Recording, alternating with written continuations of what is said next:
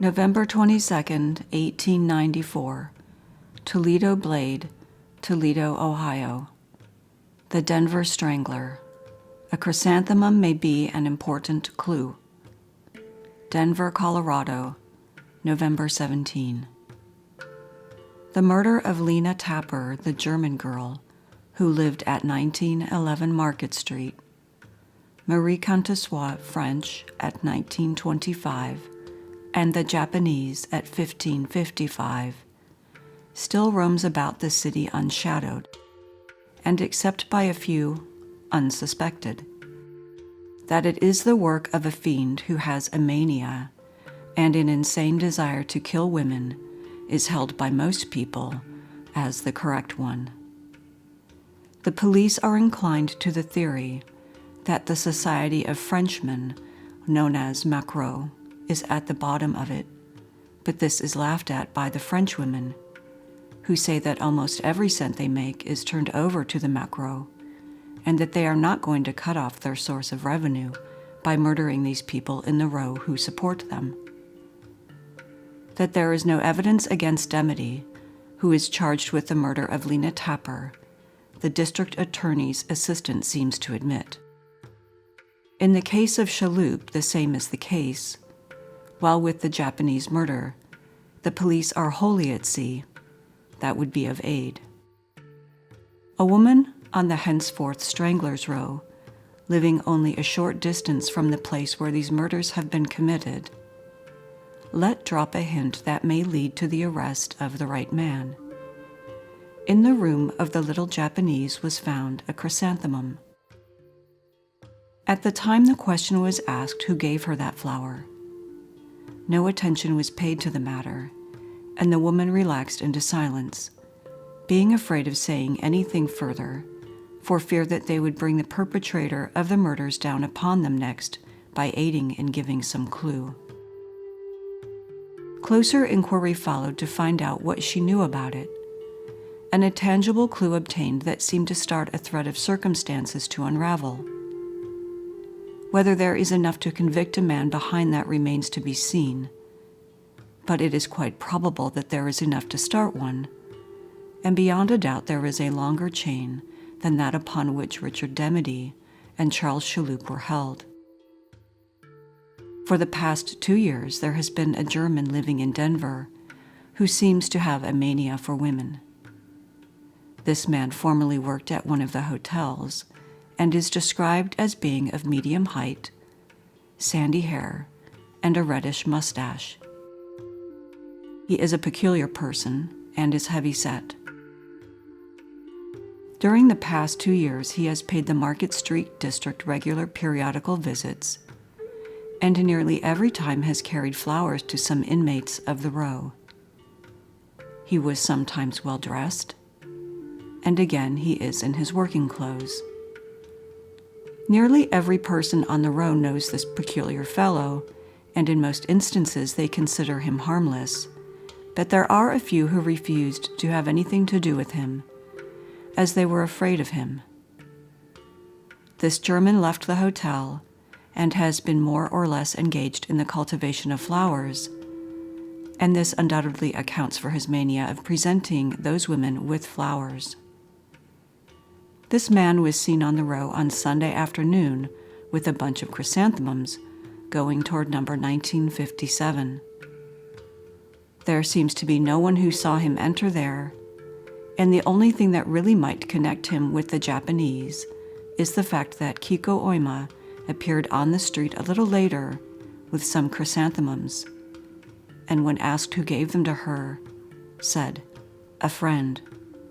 This German had visited her before and had visited Lena Tapper and Marie Contessois at different times. July 2nd, 1908, Ithaca Chronicle and Democrat, Ithaca, Thompsons County, New York. In New York, after murderer, detective searching city for Dr. Wilson's slayer. Name known to authorities. Feared that man sought may have sailed for Europe. Said to be well-to-do businessman of good family. details concerning practitioners' methods of life still coming to light. Secrecy attended coming and going of wealthy patients. Chemists making analysis of ale drunk by doctor. New York, July 1.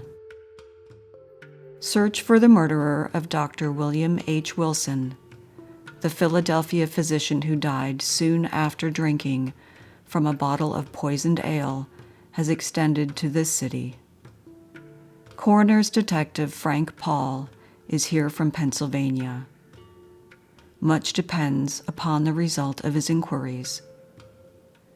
There is some fear that the man sought may have taken ship for Europe. His name is known to the Philadelphia authorities.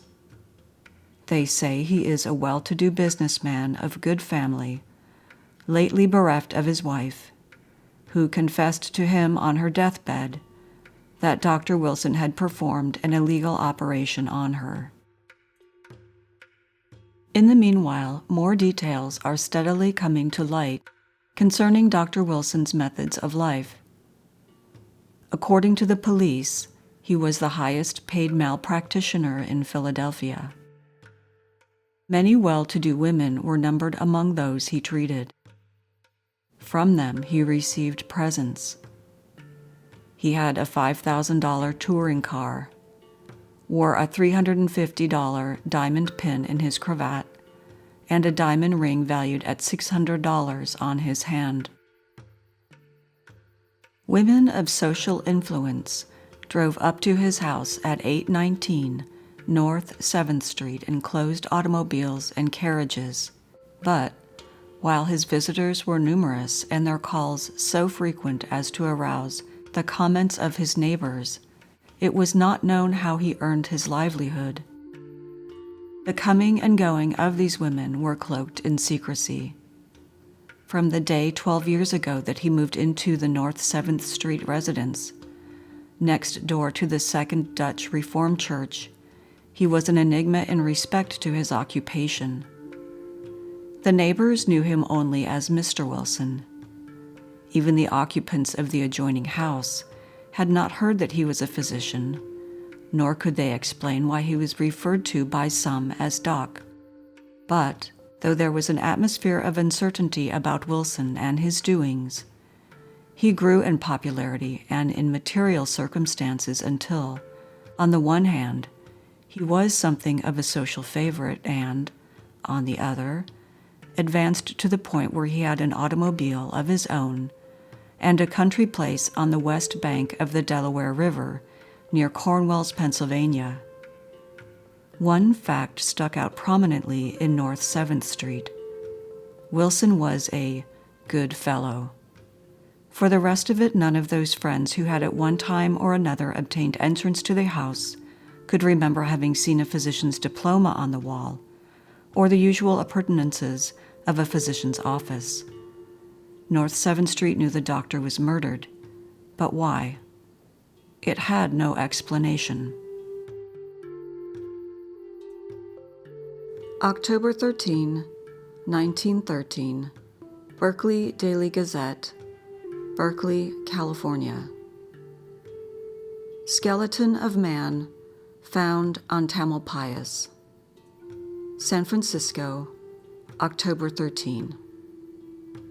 The bleached bones of a man with a bullet hole through the skull were found lying in the charred slope of Mount Tamalpais beside the Throckmorton Trail leading to the tavern, adding a new mystery of the mountain for the solution of the authorities of the Bay Cities.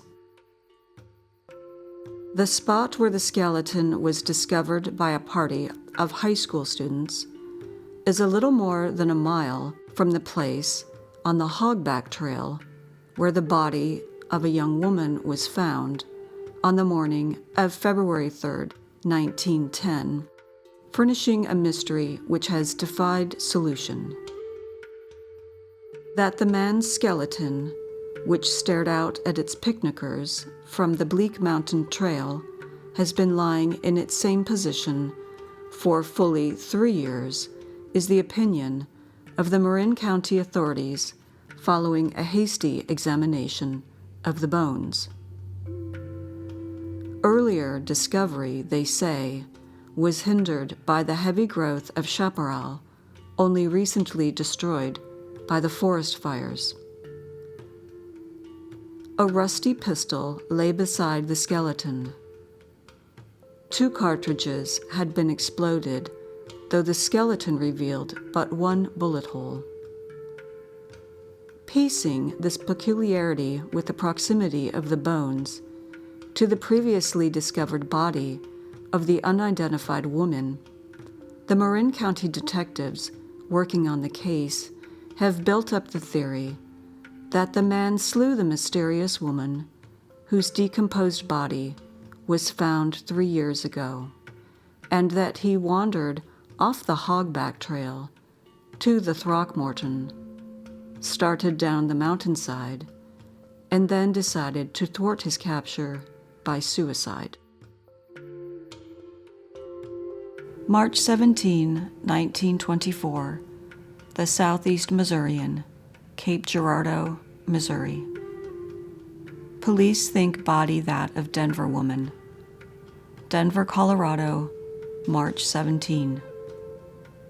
Chief of Detectives Rinker announced today his belief that the body of a woman found in a trunk at Ogden, Utah, is that of Mrs. Belle Jansen of this city.